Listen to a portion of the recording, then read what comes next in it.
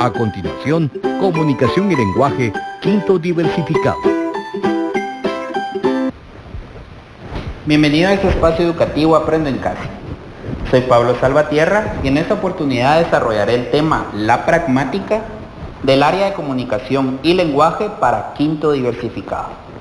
Si en casa hay alguna persona con discapacidad, este tema les ayudará a ejercitar habilidades y destrezas como la atención, el pensamiento lógico y la habilidad lingüística. Y antes de empezar, te recuerdo que laves tus manos con agua y jabón o bien las desinfectes con alcohol en gel. Y en esta oportunidad nos acompaña Lourdes en la interpretación de la lengua de señas. Bienvenida, Lourdes. Como hemos visto en sesiones anteriores, hemos trabajado acerca del signo.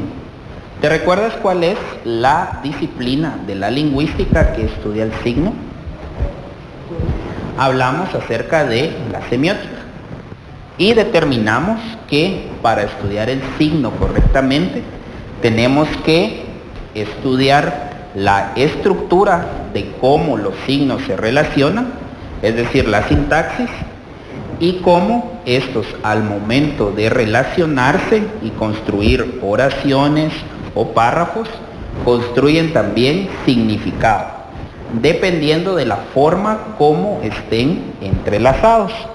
Y a esa disciplina le llamamos semántica.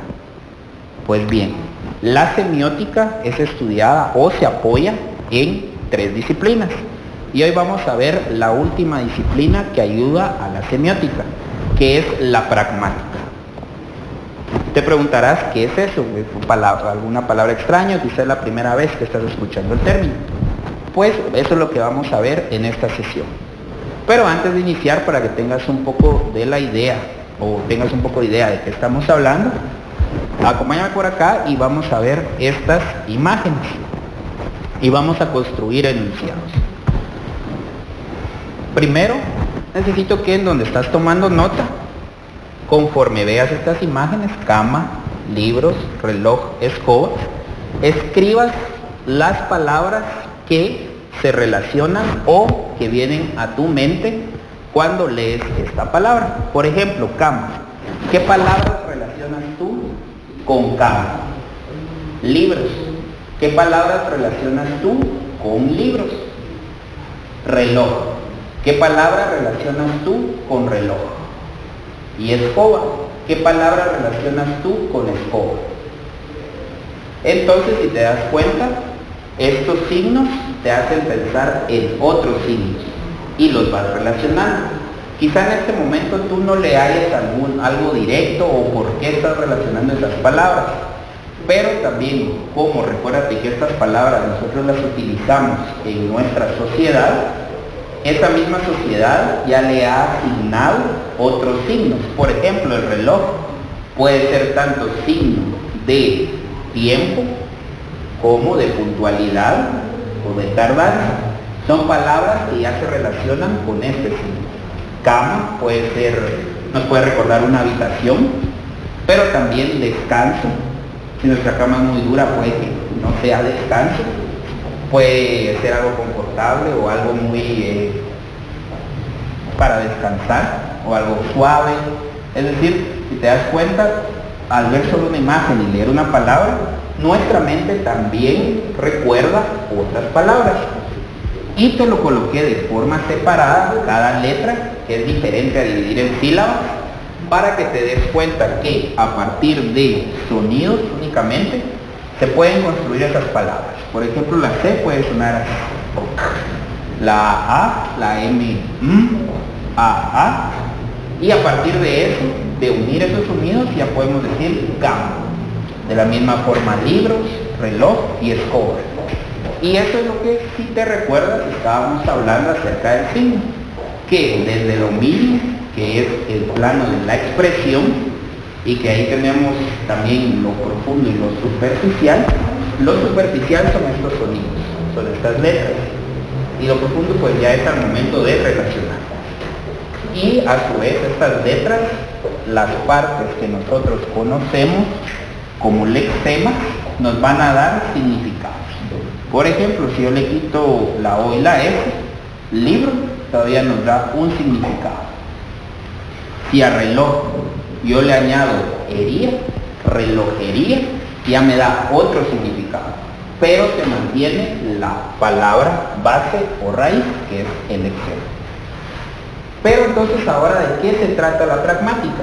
Y aquí se construye enunciados. ¿Qué crees tú que es un enunciado? Recuérdate que has estado viendo acerca de oraciones. ¿Qué dijimos que es la oración? La unidad sintáctica independiente que tiene significado completo, es decir, no necesita estar relacionado con nada. Si yo digo, el niño juega, el niño corre, el sol es grande, ya es una oración, porque no necesita ir relacionado con nada más y tiene un sentido completo. Pero ahora, ¿qué es un enunciado? Pues sencillamente, un enunciado va a ser una oración o bien un fragmento, un párrafo, y el de estudiar estos enunciados se va a encargar la pragmática. Pero vamos a leer acá entonces este fragmento de, puede ser novela corta o un cuento, que se llama La Metamorfosis, de Franz Kafka. Una mañana, tras un sueño intranquilo, Gregorio Samsa se despertó convertido en un monstruoso insecto. Ahora, ¿qué ideas asocias tú con este fragmento? Una mañana, tras un sueño intranquilo, Gregorio Samsa se despertó convertido en un monstruoso insecto. Ahora analicemos lo que nos está diciendo. Luego de despertar, o sea, cuando regresó a la realidad, ya Gregorio Samsa se sentía o se vio convertido en un insecto. ¿Crees tú que eso puede suceder en la realidad? Que un día tú te despiertes y te veas convertido en un insecto. Pero todo esto tiene sentido o un significado dependiendo del contexto. Esto se transforma en un cuento o en una novela. Sabemos que lo que nos están diciendo no es algo que sea mentira, porque la ficción no es que sea mentira, sino que son otro tipo de elementos basados en la realidad. Pero cuando lo empezamos a leer, porque sabemos qué tipo de texto estamos leyendo, nos vamos a creer lo que están diciendo. Aparte, hay otras ideas que se van asociando al texto. Por ejemplo, una mañana tras un sueño intranquilo. Nosotros sabemos que cuando amanece, pues despertamos, esa es una relación lógica. Pero ¿qué sucedería si le cambiamos una noche? Una noche, tras un sueño intranquilo, Gregorio Samsa se despertó convertido en un monstruoso insecto. Ya te podría cambiar que ese sueño intranquilo es una pesadilla. También el sueño intranquilo nos da la idea de pesadilla. Se despertó convertido en un monstruoso insecto. ¿Qué tal si despertó lo cambiamos a soñó? Una mañana, tras una pesadilla, Gregorio Samsa soñó o se despertó soñando, convertido en un monstruoso insecto. ¿Te das cuenta que le va cambiando el significado? Entonces a esto se refiere la pragmática. La pragmática estudia el uso del lenguaje. Recuérdate que el lenguaje en sí es la capacidad que tiene el ser humano de comunicarse por medio de sí. Entonces la pragmática va a estudiar esa capacidad, pero según tres elementos. El enunciado. Como te decía, acá el enunciado lo vamos a tomar como la oración o incluso como este fragmento que leímos. ¿Y qué es el enunciado? Es la manifestación concreta y real de la actividad verbal. Es decir, la oración, lo que nosotros decimos siempre, frases, oraciones, párrafos, todo lo que nosotros utilizamos para nuestra comunicación verbal son enunciados. Pero recuérdate que si estamos viendo el signo, hablamos que signo también puede ser tanto nuestra forma de vestir, el lenguaje paralingüístico, la lengua de señas.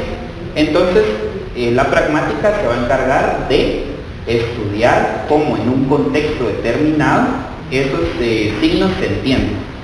Luego está el contexto. Todo sucede en un contexto, en un lugar. Por ejemplo, ahorita nuestro contexto es educativo y yo te estoy dando un tema. Hay un espacio que es el set y hay un tiempo que es la mañana. Te apuesto que si estuvieras viendo el programa, ya sea en la tarde o en la noche, tal vez tu actitud es diferente a la mañana. Y eso también va a impactar en el mensaje que nosotros enviamos.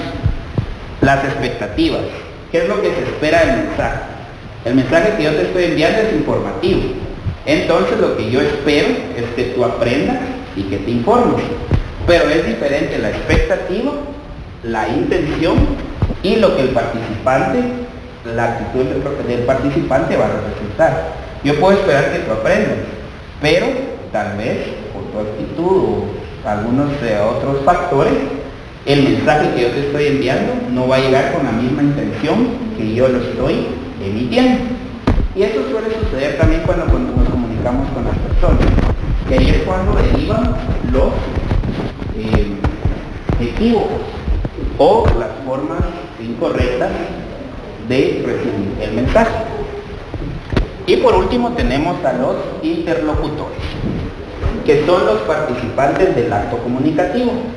Recuérdate que acá prácticamente estamos repasando los elementos de la comunicación: receptor, mensaje, emisor, canal, referente, contexto, pero ya lo estamos viendo en la práctica, porque el proceso de comunicación en sí, el esquema, es muy rígido, es decir, no se mueve. En cambio acá ya estamos viendo cómo se interrelacionan las personas por medio de la comunicación.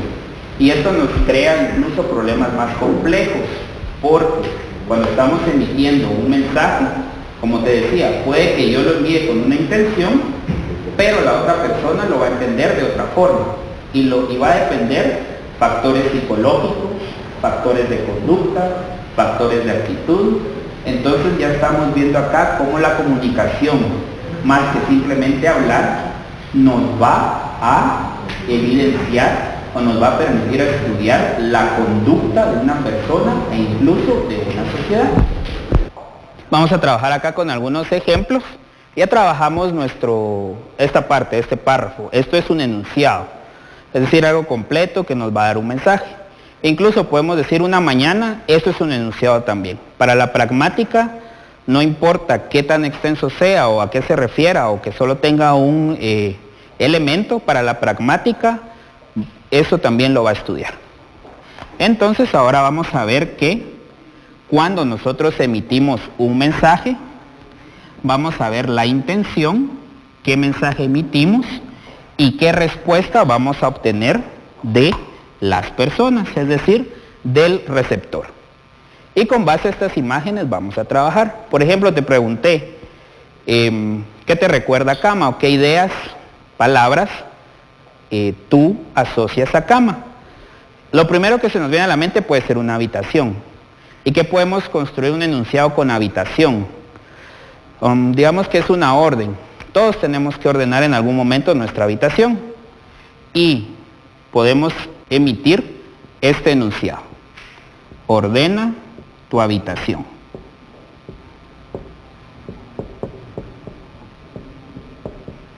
A primera vista, entonces, nosotros ya sabemos que esto es una orden. Es algo que nos están mandando. O sea, ya estamos estableciendo una intención. Pero podemos ir más allá. Un lingüista y filósofo inglés, J.L. Austin, estableció actos de habla. Es decir, cuando nosotros hablamos, ocurren 3 acciones. ¿Cuáles son? Primero tenemos el locutivo, que se compone de otros 3. Es el acto fónico, el acto fático y el acto rético. ¿Pero qué quiere decir todo esto? Sencillo, el acto fónico es el hecho que nosotros unimos sonidos. Como verás acá, cada letra está separada con guiones porque cada letra representa un sonido. Entonces nosotros primero tenemos que unir sonidos. Acto fónico. El acto fático es la gramática. Si te recuerdas, sintaxis, cómo se relacionan esos elementos. Entonces nosotros escogemos los sonidos y los relacionamos según las normas que nosotros conocemos y ya formamos palabras. Y por último, el acto rético, que tiene un sentido. Luego de escoger sonidos, relacionar los sonidos, esos sonidos tendrán un significado. Veamos acá. Si los estudiamos aisladamente, nos dice ordena tu habitación. Ordena, sabemos nosotros que es un verbo. Tú es un pronombre posesivo. Y habitación es un sustantivo. Entonces acá ya establecimos qué clases de palabras son, a partir de unirlas en un orden sintáctico. No hay un sujeto, pero lo podemos deducir a partir de ordena tú. Sabemos que el sujeto es tú. Entonces acá únicamente hay predicado, que está compuesto del núcleo del predicado, que es el verbo, y tu habitación. ¿Qué es lo que hay que ordenar? Pues la habitación es el objeto directo sobre el que va a recaer la acción. Pero ahora entonces establezcamos lo semántico. ¿Te recuerdas que hay un agente, hay un proceso y hay un paciente? Entonces, acá como es un sujeto implícito, vamos a decir que el sujeto es tú. Este va a ser nuestro agente o actor, es decir, el que va a realizar la acción. El proceso es ordenar, que es la acción, y el paciente o el objeto directo será la habitación. Entonces, semánticamente acá ya tenemos establecido que hay alguien que hará algo. Eso es lo que nos está diciendo esta oración. Pero ahora entonces, ¿cómo lo estudiamos pragmáticamente? Siguiendo con el siguiente acto de habla, la intención. La intención de la persona que emite el enunciado puede ser afirmar, prometer, convencer, ordenar, persuadir, es decir, ¿qué se busca con ese enunciado? En este caso, ¿cuál crees tú que es la intención de la persona que está diciendo esto?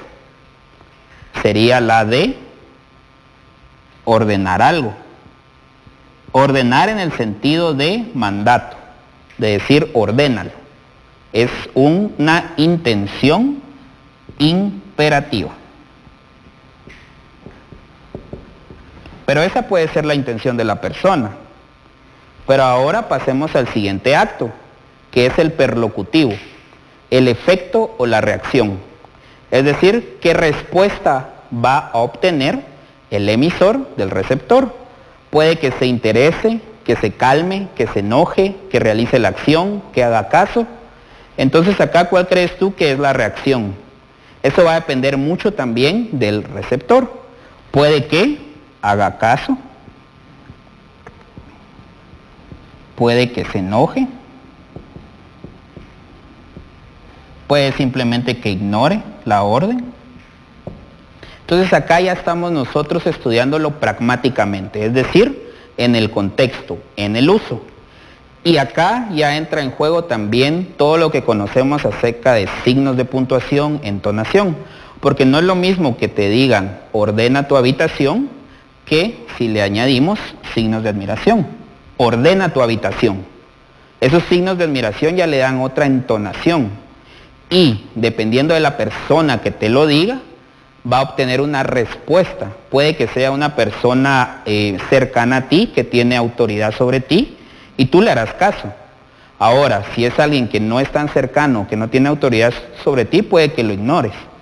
Entonces, a esto se refieren los actos de habla. Y así estudiamos nosotros pragmáticamente cómo se utilizan las oraciones. Si te das cuenta, es sencillo. Primero establecemos el orden sintáctico, la estructura sintáctica, las relaciones. Luego establecemos las relaciones semánticas y a partir de eso también establecemos un contexto y ya lo estudiamos entonces de forma pragmática.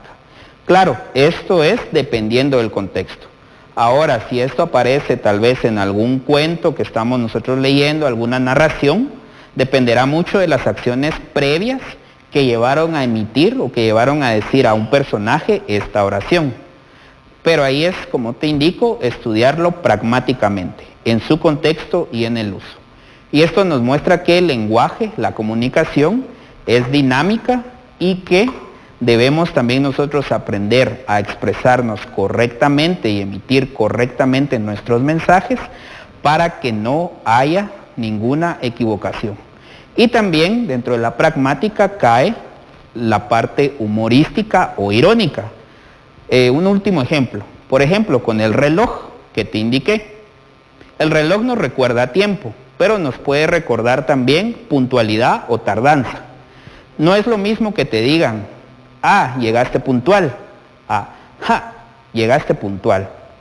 Ahí se crea ese tipo de ironía y todo va a depender, si te das cuenta también, de elementos extralingüísticos. El tono, la entonación que le damos y la forma en cómo utilizamos las palabras. Por eso es importante que aprendas a utilizar los elementos lingüísticos y paralingüísticos para que cuando tú emitas un mensaje, este llegue de la forma o de la intención que tú esperas y que el receptor actúe según lo que tú también esperas. Entonces ahora como reto te queda crear otros enunciados a partir de las otras imágenes restantes y que las analices sintácticamente, semánticamente y pragmáticamente. Ten presente de guardar tus trabajos y ejercicios en tu portafolio Aprendo en Casa. ¿Qué aprendiste en el programa de hoy? La pragmática, qué estudia la pragmática, así como los actos de habla. Comparte lo que aprendiste con alguien más y te recuerdo que laves constantemente tus manos o las desinfectes con gel antibacterial. Hasta una próxima oportunidad.